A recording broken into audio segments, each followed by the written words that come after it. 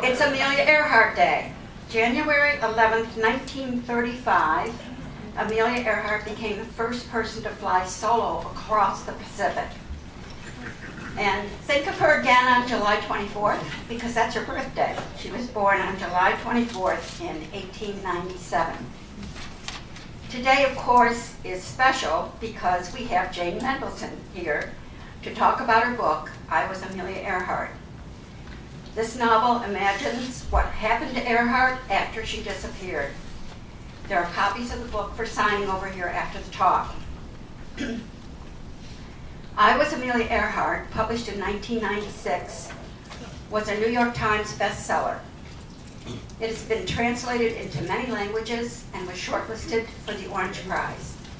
The book captures Earhart's love of flying. It looks back at her life and describes the island where the aviator and her navigator are the only humans.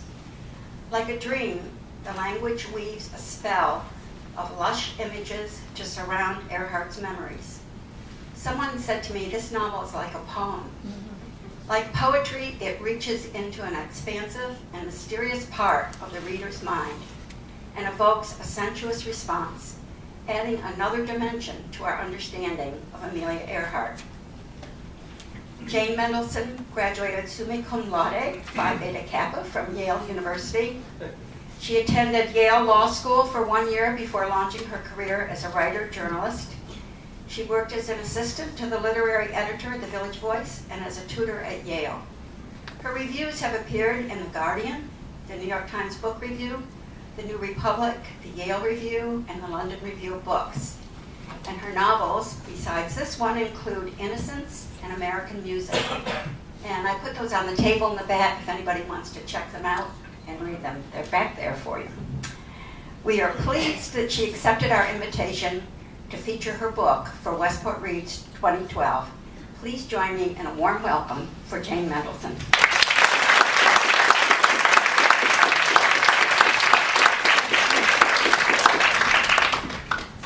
Hello, everybody. Thank you. Thanks for the introduction. Thanks for having me. I was really delighted to be invited and to have my book picked for WestportREADS. I grew up coming to Weston from New York City on the weekends and sometimes in the summer, so I have a lot of fond memories of Combo Beach in the summer, and it's just a nice place to be. I know that people usually want to hear a lot about how the book came into being, so I will give you some context and talk for a while about my story and the story behind the book. I used to get up here to readings and just go right into reading from the book, but then I feel like it dawned on me that people really want the whole picture around it. So I'll probably answer some questions that you might have had at the end. I'll answer them now. When I was a kid, I loved to read all the time. I was really, really, really bookish. I read a lot of Agatha Christie's. I see somebody I know. And I loved making up detective stories. So I would write these long detective stories, but I didn't know what was going to happen. I just started them and would go on and on and on and on and on. And so I had all kinds of things in them I remember now, but I didn't really know what they meant, that I picked up from reading. So I had people bursting through French doors, and I had no idea what French doors were. And I would just write and I had loved lists of parlor maids' names and just everything that I picked up from reading. I read, actually someone is in the audience here with whom I read Gone with the Wind. We were both in the 3rd grade, and the book was about as big as we were, and we just devoured it, and I just was one of those kids who was always, always, always reading.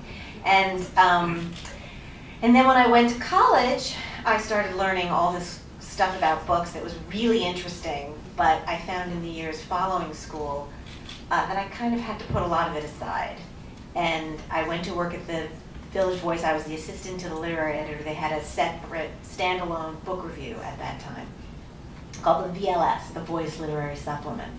And I had been steeped for 4 years in college in theory, and it was very good for me. I'd also written poetry, by the way. When you say the book was like a poem, I had really only written poetry in college. And then I went and worked at the book review, and while I was doing that, kind of getting myself reacquainted with the real world after college, I was reading an article in the New York Times that talked about Amelia Earhart, but it was written by a man, well, about a man who thought he had found a piece of her shoe on an island.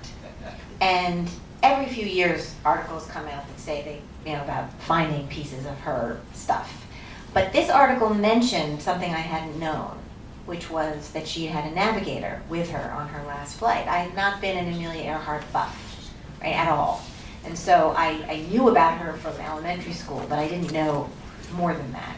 And so the fact that she had a navigator with her, I just thought about these two people traveling around the world and then the disappearance and what, if I got my mind going.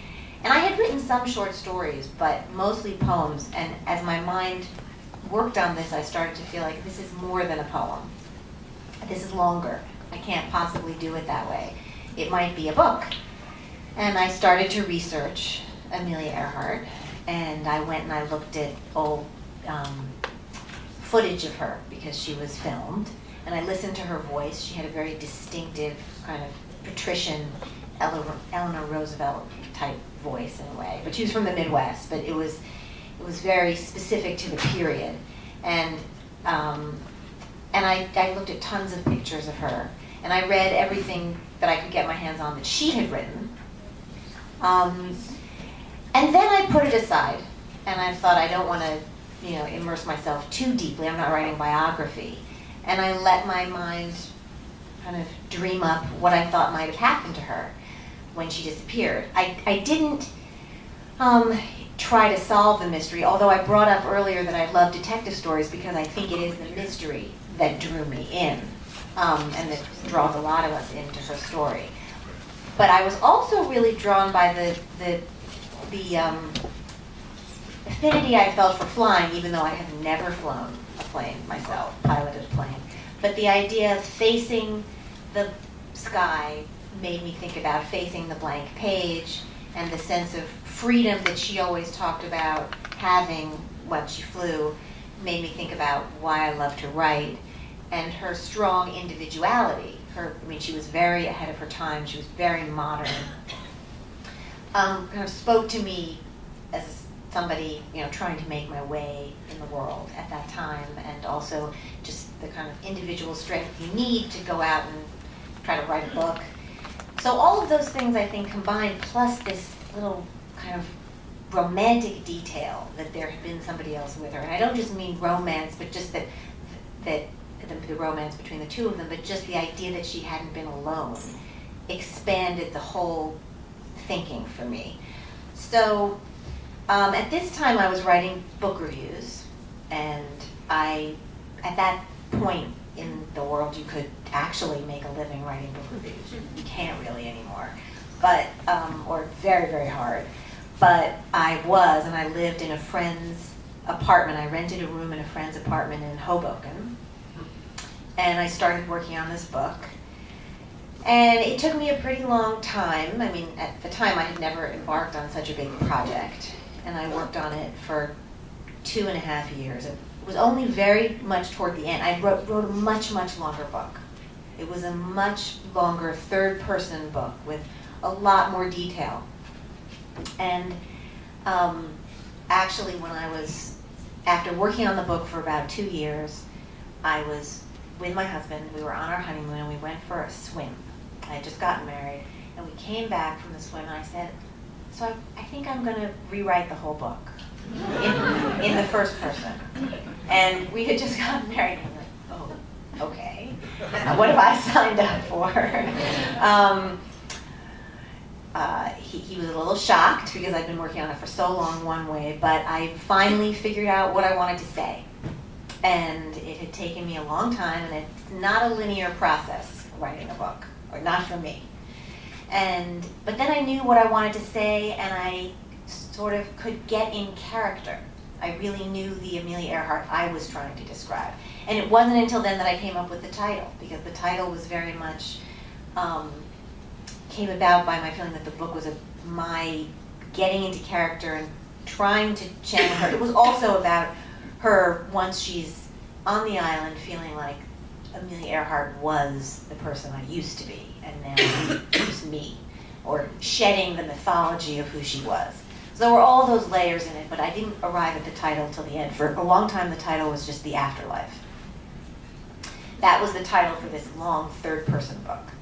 And then I wrote it this way and got in character and kept bits of the third person in there because I found I wanted both perspectives of I and also she. And to look at her from both ways and to kind of take apart who she had been, and then on the island she can kind of shed all the myths and find out who she really is. And I meant it to be about writing and becoming your own person and exploring kind of the idea of freedom. I've been thinking about coming here, and I wrote this book a while ago, and I've been thinking, well, what does Amelia Earhart really mean for the 21st century? Does she mean anything different? How can we think about her now? And just a couple of ideas have occurred to me, and I haven't really fleshed them out, but I do think that one thing is that she has been an American female icon, but that she really seems to me like she could become a more global icon as we enter this 21st century, and we talk so much about how women can contribute in other countries and the developing world and to peace.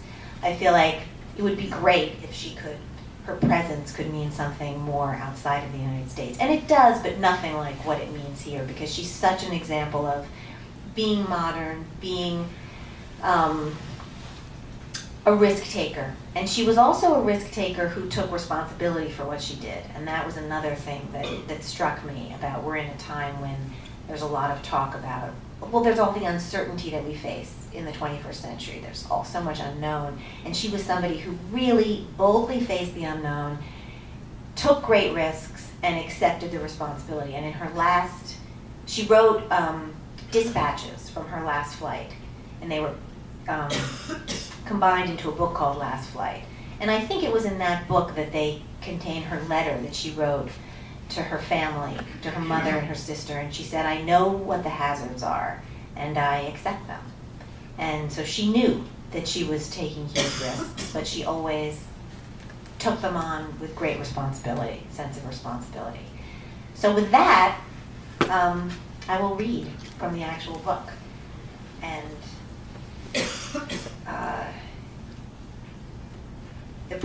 one other thing I did want to say, which is that people often ask me a lot about, is the process of getting it published. I had not published a novel. I'd written it by myself. Nobody was waiting for it. Nobody cared about it. And I sent it to many, many agents, all of whom turned it down. They all said most of them said it was too literary. And then finally I sent it directly to an editor at Knopf, and her assistant picked it up from the slush pile and read it and liked it and recommended it to the editor, and so that's how it came to be, which is really unusual. And then it was very surprising and kind of funny and weird when it became a bestseller after years of people telling me this is way too literary. I had one agent say to me, I can't sell this, and if I can't sell this, nobody can. So I, lay on the couch for 24 hours and thought, what am I going to do? I'm never going to sell this. Nobody's ever going to read it. And then I thought, wait a second, she's so extreme. How can she know? She doesn't have a crystal ball, and if she can't sell it, nobody can. So I kind of was able to pick myself up. That was actually the first agent I sent it to. So that was a tough start. But it had a very happy ending, and it was a thrilling and great experience publishing this as my first novel. So, the sky is flesh. The great blue belly arches up above the water and bends down behind the line of the horizon. It's a sight that has exhausted its magnificence for me over the years, but now I seem to be seeing it for the first time. More and more now, I remember things. Images, my life, the sky. Sometimes I remember the life I used to live, and it feels impossibly far away. It's always there, part of me in the back of my mind, but it doesn't seem real. Whether life is more real than death, I don't know. What I know is that the life I've lived since I died feels more real to me than the one I lived before. I know this. I risked my life without living it. Noonan once said any fool could have seen I was risking my life but not living it. I had already been flying for a long time when he said that. It was 1937. I was 39. I was more beautiful than ever, but an aura of unhappiness traveled with me like the trail of a falling comet. I felt as though I had already lived my entire life, having flown the Atlantic and set several world records, and there was no one to share my sadness with, least of all my husband. Charmed by my style and my daring exploits, the public continued to send me flowers and gifts, but the love of strangers meant nothing to me. My luminous existence left me longing and bored. I had no idea what it meant to live an entire life. I was still very young. So, the sky. It's the only sky that I can remember, the only one that speaks to me now. I'm flying around the world, there's nothing but sky. The sky is flesh. It's the last sky. I remember I'm flying around the world. I'm flying over the Pacific, somewhere off the coast of New Guinea in my twin-engine Lockheed Electra, and I'm lost. I watch the sky as it curves and swells, and every now and then I think I can see it shudder. Voluptuous, sultry in the naked heat, it seems to me to be the flesh of a woman. But then suddenly the light illuminates a stretch of more masculine proportions, a muscular passage of azure heft, a wide plank like the back of a hand. And I have to acknowledge, although I hate to admit it, bisexuality of nature. I purse my lips a little when I realize this and scrunch my nose up to rearrange my goggles. My eyes reflected in the windshield hold the sun in them, and it burns. I blink and reach one arm directly overhead. My fingers grasp a dial. Out of the far corner of my field of vision, I catch a glimpse of the underlying sea. Thinking to myself that this might be the last day of my life, that I'm hot and that I am hungry, I adjust the dial and lower my arm. The sea is dark. It is darker than the sky. This is the story of what happened to me when I died. It's also the story of my life. Destiny, the alchemy of fate and luck. I think about it sometimes under a radiant sun. The tide laughs, the light swims. I watch the fish skeleton shadows of the palm leaves on sand. The clouds ripped to shreds. Today when I think of my former life, I think of it as a dream. In the dream, I am another person. In the dream, I am the most famous aviatrix of my day, a heroine. I am Amelia Earhart. Part 1. 1. As far back as she could remember, she always wanted to be a heroine. She settled on her vocation in the Nickelodeon, where bathed in the mechanical shadows of earthly stars, she fell under the spell of Cleopatra and Joan of Arc, their silent swoons and voiceless battle cries calling her off to distant lands. Even before she understood what a heroine was, she knew that she wanted to be one. Not on a screen in a dusty old vaudeville house, but out in the real world. The painted goddesses ruling countries and fighting wars weren't at all like the women she knew. The women she knew did what men expected of them. Heroines, they did whatever they wanted. They smoked cigarettes on horseback under silken skies. They carried guns and had a multitude of lovers. She was seduced by the vision of an imaginary world where women led extraordinary lives. And when the picture was about factory workers or men kissing their secretaries, she snuck behind the stage and played checkers or penny poker with the manager's one-handed son. Sometimes my thoughts are clearly mine. I hear them speak to me in my own voice. Other times I see myself from far away, and my thoughts are ghostly, aerial, in the third person. When I was very young, 6 or 7, I already wanted to die. I already had the dream. I wanted to escape, to go higher, to leave my body, and this made me seem ambitious, greedy for life. When I was young, people hated my greediness, but they enjoyed it too. A little girl filled with desire is a beautiful sight. Ugly, but very beautiful. My father gave me a gun for Christmas, against my grandfather's wishes. It was a .22 caliber rifle. I used to hunt for rats in my grandparents' barn, the milky winter light falling down between the rafters, scraps of hay dust floating like lazy planets. I'd lift my rifle slowly like a cowboy on the plains and press my eyelashes up against the barrel. When you shoot a rat, it falls over in a soft heap. I liked the look of her dead rat. So peaceful. The sky is flesh. I'm flying around the world. A fine perspiration laces my face and neck. It begins to seep down my back. Twisting my left arm around behind me, I locate a can on a shelf. I grab a hold of the screwdriver and steadying the can in my lap, I poke 2 holes through its metal skin. When I poke the holes, I hear a tiny pop, like the release of a toy gun. Inside the plane, the mindless roar of the engine plays a dull accompaniment to my snack. When I finish the juice, I put the can back on the shelf and lick the last drops of salt from my lips. So I'll stop there for the reading part, and I will take any questions anybody has. Yes?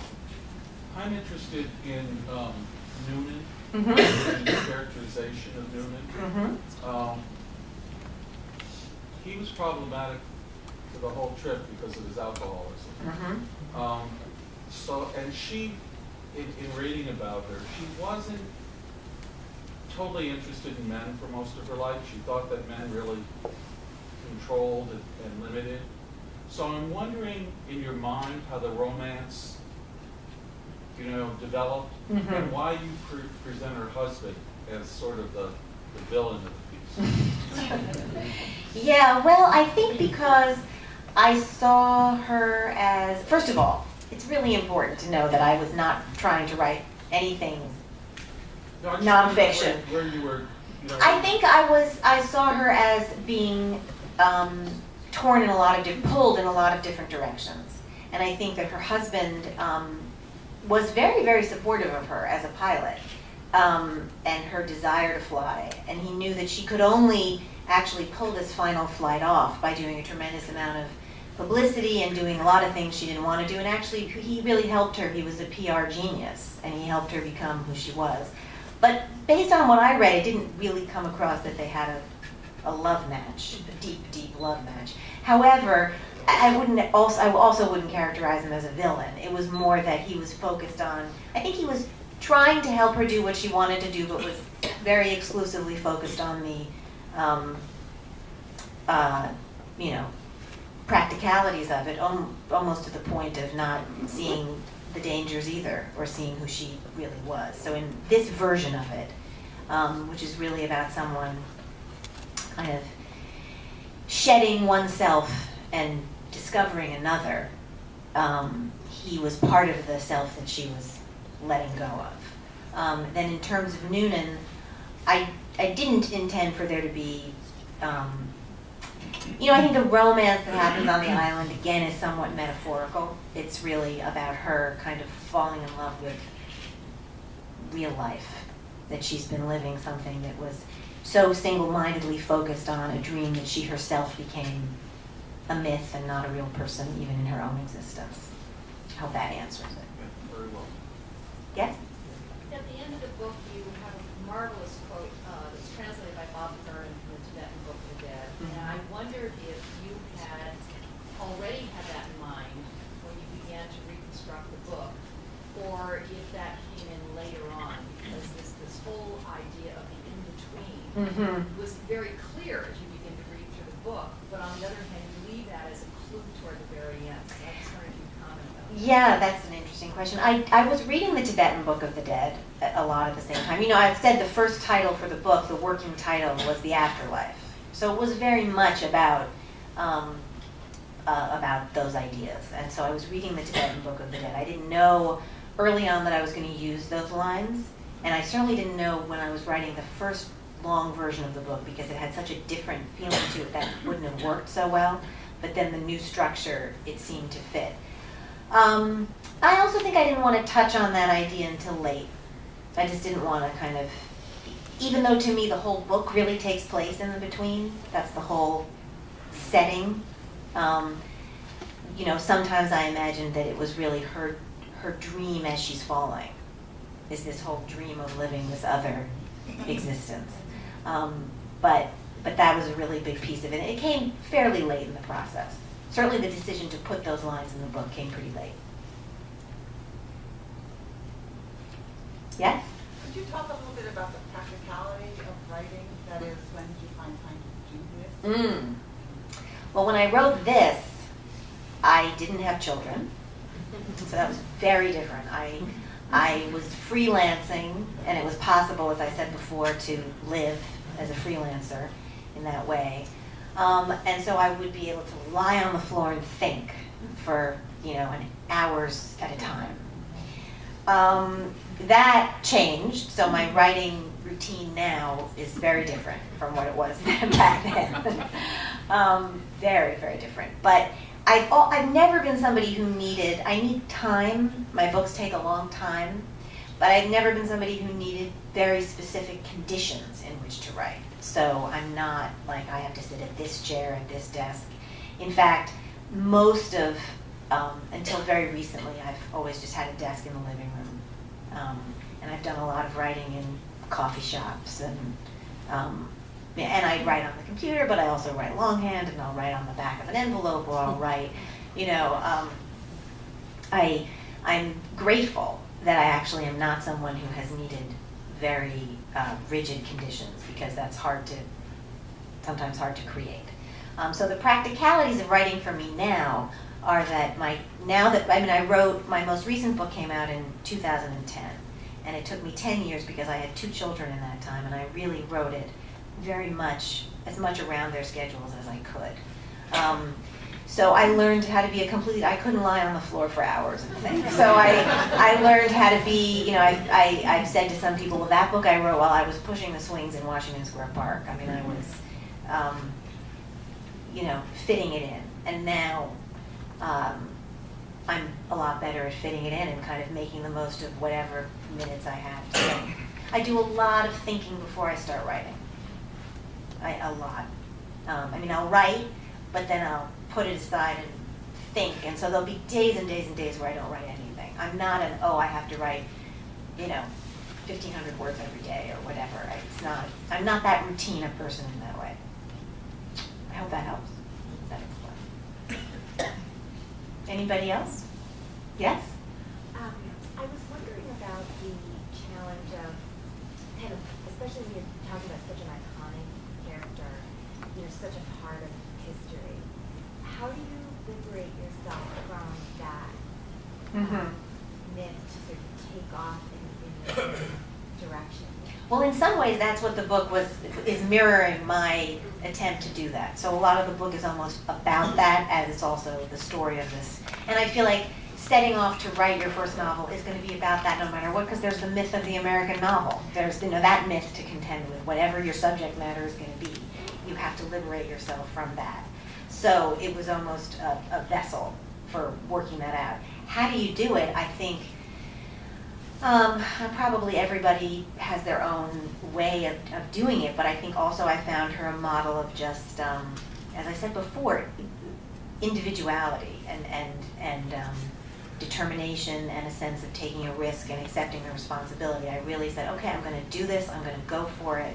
I'm going to go for writing about this iconic character, but I'm going to only do this much research and then put it aside and create my own thing, because that's what you're doing anyway. I mean, even if you write a biography, with all due respect to biographers who are amazing, there's so many different biographies of the same person, because you're, no matter what, but this is no way as a biography, it's far from it. But, so you're always having to do that. I think whatever your subject matter is, you have to just say, I'm going to put this aside. And in the same way that after college I had to say, I'm going to put aside all that deconstructionism and everything I learned and figure out how to actually tell a story. Yeah? Yeah. Sure. Well, and not to be repeating that. Yeah. But why, stick with, is that very significant that you keep the name and that we're, as readers, both tethered and freed from her? I think so. Yes, I think so. I suppose I could have written it about some other pilot, but you could have renamed her. I could have renamed her, but I really did want to deal with history. I think the book is there's the first person and the third person. There's fact and fiction. It's playing, there's life and death and this between. It's always playing with the idea of the between and how those two things intersect. How two opposites like that, sides of something, connect. So it was really, I never thought of making it somebody else. Once I had the idea, I didn't think of doing it another way. You're welcome. Yes? I have no problem with, you're diving off from something, a biological, or not a biological figure, a biography as opposed Yeah. to something where you're dealing on an area of speculation. Yes. Because everyone wondered what happened to Mhm. her. And you have every right in the world to create your own fantasy. And I hope to heaven that she got what you gave her. Yes, that would be very nice. That would be very nice. Well, I think I was trying to write a story where you could have it both ways. You could read it both ways. So it's a fantasy about what happened to her, but when you get lost in it, it feels real. Mhm. So it is both. It feels, I mean, I hope it does. And so when you immerse yourself in any book, there's that experience. Any fiction you're reading is the same thing. It's not real, but when you're reading it, it feels real. So this is as much that as any other novel, but it's just maybe emphasizing that aspect of it. Yes? Thinking about the factual parts from your research, was this doomed to failure from the start? What, if anything, from your reading might have made it happen, successfully? Was it this antenna thing? I don't know if I'm Yeah. remembering that correctly, but an antenna thing and the island that didn't have. There were a lot of, the deck was stacked against this. I mean, definitely. It makes you wonder. I mean, in my research, you sort of start to think like, wow. Well, did she have a wish to really make Yes. that? Yes, which is why the character in the book does on some level, because you start to think, I mean, there was the antenna, there was the fact that neither one of them was really expert at Morse code, there was the fact that she had this navigator who had a history of problems, there was, so many things. So it was a very, very, it wasn't like she was very protected in this journey. So it was easy for me to speculate that there was some kind of, wish to be destroyed. That was part of it. But as to what could have been done differently, it's sort of like with any accident also. Even with an accident where there aren't as many risks involved. You don't know. I mean, there were certain timing issues, but she was really trying to do something pretty tough. It was a tiny, tiny spot in the middle of the Pacific, and it was the hardest thing she had tried to do. So you do wonder why she didn't proceed more safely. But then as you think about it, then there were all these reasons why, well, you have to make these trade-offs if you want it to actually happen. Because it was hard to make it even happen. She had to take him. There were certain factors pushing her to take him because there weren't that many other people who wanted to go with her at the time. Yes? I assume that during your research process you didn't go there. Have you had the opportunity to go to that region of the Pacific? No, I would love to, but no, that's never really happened. No. I read a lot about it, Right. and I'm actually doing, in honor of this, this WestportREADS sparked my thinking about this, that since this is the 75th anniversary this year of her disappearance, I am doing, so everybody knows, a little blog on my website where I'm having, I think it'll be about every week, some image that's related to the book, and this week I started it, and it's her silver compact. I have a picture of her silver compact, and they thought they found, and the pieces they thought they found of it on the island. So, I'd love to go, but I haven't. Yes? Curious about the ending.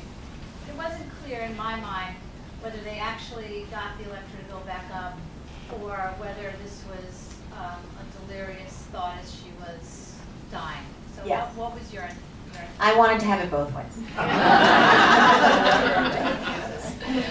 It can really be read both ways. I mean, do I personally think that Amelia Earhart lived out the rest of her life on a desert island with Noonan? No, I think that in all likelihood she crashed and went into the ocean, and that's by far the most expected, realistic situation.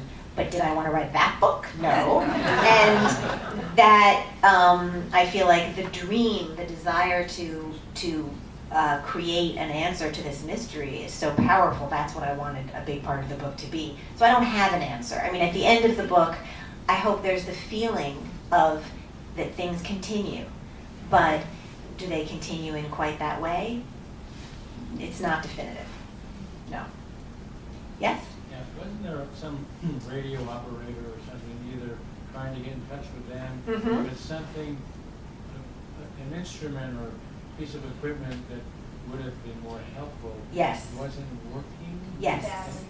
Yes. And the second thing is, what island did they find this compact? The islands that they found things are called Nikamururo, which is not the island they were headed for, Howland Island. But and the instrument thing you're talking about, it was on a boat. There was a ship out there, the Itasca, that was radioing her, and she was supposed to be in contact with, but it wasn't their equipment wasn't working properly either. So there was a total miscommunication. I mean, or lack of communication. Because of that island, do they think that it's more probable that she went down closer to that island? Yeah, people do think that. But then there are other people who think she was, went on a different island and was captured by the Japanese. I mean, there are lots and lots of theories. Lots. It's an open-ended, sort of endless mystery. Yes? I didn't understand why they waited so long until they took off again. They had some of the fuel left. They thought they would be They thought they might be rescued at first, and they thought if they stayed in one place, they might be rescued. Didn't they think that the plane is going to deteriorate? To wait. How long did you? I had a feeling they were on that island for a long time. Well, yes. I mean, it's sort of a dream. At the part where she first wakes up, when she says, in the beginning of part 2, when she wakes from the lucid dream that carries her 3,000 feet down in a tumbling parade of images from the farthest reaches of her memory, her first impression will be that she has died a violent death and gone directly to hell. A barely perceptible change comes over her. A heightened sense of awareness enters her. The moonlight on the ocean. So I wanted it to be that they crash on the island and then they enter this between. They enter a kind of dreamlike place. So I wasn't sticking so closely to, what really would have happened if she had crashed on this island, and what were the scientific specifics or the most, it was almost like there's been this trauma and they find themselves in this place, and how does the drama unfold in a kind of magical way, almost a magical way, fantastical. Survivor is a very strong emotion. Yes. And they did not really act upon it. There were different things they could have done, but you're right, and I think that goes back to my sense of her as she sort of maybe wanted to get away from everything, get away from it all, maybe wanted to. So I think I was trying to write about somebody who had a self-destructive impulse to begin with, so here she ends up on this island, and ultimately she does fly off to another place. She doesn't want to be rescued. She doesn't. She wants to get away from that life she was living. Did they ever find any part of the plane? Or? They think they have, but it's really its own industry. Was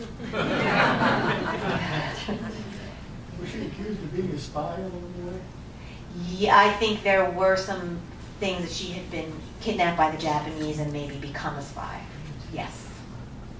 Yes. There were those theories. But no, I don't think while she was alive she was ever accused of being a spy. I mean, I don't think before the disappearance she was ever accused of being a spy. Yeah. I thought it was really interesting. It just brought out a whole other side of her. And I was wondering what gave you that insight. That when she would be making the firewood, that she would do it in sculptures like Eiffel Tower or Bridge or. I think she was just free. I mean, my character, let's call it that, instead of, it was freeing up a side of her. She was kind of becoming an artist. She was becoming an artist of her own life. She had a vision for what she wanted, and then her whole life had been very forced in to fit that. When she was pursuing, sort of relentlessly pursuing her dream to fly, because she wasn't rich, and it was very hard to accomplish what she accomplished. But she had to, I think, be very focused. And then here's a chance to be very free. So those are the two different kind of sides of the book. So she's just freeing up and sort of approaching her life more as an artist. Yes? Was that when you had had the revelations change. I mean, was that revelation, meaning her in between and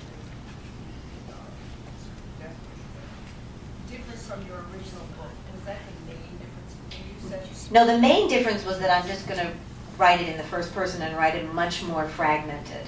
The idea of who her character was actually was fairly much the same, but I had written it originally in a much more kind of conventional, traditional novelistic style and kind of filled in all the blanks. And then I went back and I took out a lot of the information and left a lot more air. Yes? I realize that Westport Reads has reignited your interest in this, Mhm. brought it back, but I'm just wondering, after writing all that and researching all that, does Amelia haunt you, or are you sick of her? Live with her all the time? I think I'm certainly not sick of her. I was maybe a little sick of her after the book. I was grateful to her, but also I ended up promoting this book for over a year, kind of all over the place, which was great and thrilling, but maybe by the end of that I was a little sick of her. But no, not now. Now I feel like she was just the same that she was for this was total inspiration. And so haunting, no, I think maybe there were times when I felt a little haunted because she's a real character and because the book is so fictional and not meant to be read literally.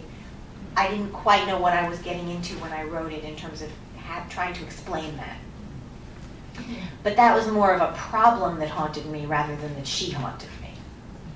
So I hope that answers your question. Yes?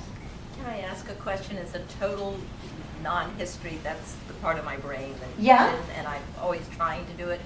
But when the impetus for them, we've got to leave, when in 38 she talks about it's impossible to tell if it's an American plane or a Japanese, Mhm. and will she be captured and thought of as a spy? Was that the way our world was in 38? Were the Americans then involved? And I think there were, getting back to what you had asked, I think there were issues of, is she taking this flight because she's a spy? I wouldn't have put that, I didn't put that in out of nowhere. Yeah. No, there were issues of what is this woman trying to do? And is she somehow suspect because she was trying to do this? Okay. And I think there were theories that she did this so that she could disappear and become a spy. Yes? I just want to add that I was in the Peace Corps in the Western Pacific back in the early 70s, and there was a book written about this, about what happened to her, by a San Francisco journalist. I can't remember his name. It was a very hot book for a while, and it was very controversial. I made some of it up, but it got some traction because he, in fact, put forward the theory that she had lived through it and had gotten captured by Japanese. There were various history lessons we learned at the time. And one lecturer I remember coming through telling us that in 1921, a spy had come to the island of Yamp, Palau, and this is north of Howland, but it was close enough that they were very conscious of the Japanese arming the mountains. And indeed, I saw big guns in mountains really? that were Japanese. Not mountains, just hillsides. Yes, it was pre-armed at some point for harbor. Mm-hmm. And there was some preparedness for this. So Washington was very nervous, and that was how this connection, whether it was true or not, that she was sent over to see if she could see anything. Yes, that's right. That's right. There were people who thought that was, obviously I don't know the answer, but it certainly was, yes, that's right. Some people thought that she was taking this flight simply to see what the Japanese were doing in that area. Right. Yes. Thank you for reminding me about that, yes. But then that she was picked up, that was when you mentioned as well another theory of How she was actually how she picked was up, yeah. by the Japanese and brought to the island where I was in Saipan, which was at the time the capital, and all kinds of, wounds, beheaded, and she was in Yes. prison. And then she was in prison and people saw her marched or paraded around and, yes. An American woman and so on. So. Yes, there are definitely supposed accounts of that happening. Yeah. Yeah. What amazes me, since I've been reading this to a woman who's blind and turning 100, and also doing other reading of history of Amelia Earhart to the same woman that I read to, is that there was probably the most money ever spent on searching for Amelia Earhart, nearly probably over $1 million. And when I was reading to my friend from Amelia Lost, that 2 years went by where Amelia Earhart never had a funeral, never had any recognition with a memorial service, and how her husband, who was promoting this and had to work so hard to get that money so, she was able to fly around the world, ended up so financially to his final days. He lived to be in the 1950s. He married again for the 3rd time. He was married 3 times. He married within a year after she was lost, but he was devoted to trying to find her. And how it ended up in the papers, after 2 years, there was one small little paragraph announcing that she had died. Granted, there was the war was going on and all, but how her husband was always fearful about what her legacy would be, whether she would be the aviator known or whether the myth of her doing what she did. And how you look at life in your beautiful book and what history does through the years. How do you want to be remembered, and how is Amelia being remembered now, 75 years later, and getting to be even bigger, more well known for things like what you're doing, amazing, amazing book. Oh, thank you very much. So it's just lets you really be reflective on what happens to people, all the money that's spent, and how they remember through the years. Yeah, there was a and centuries. huge, huge search for her. Huge. Yes? Getting back to writing, I just want to say it's just beautifully, beautiful. Oh, thank you. Lovely poetic writing. I haven't actually finished it yet. Well, I hope we haven't given too much away. I will have. Anyway, I just want to thank you for writing it. Oh,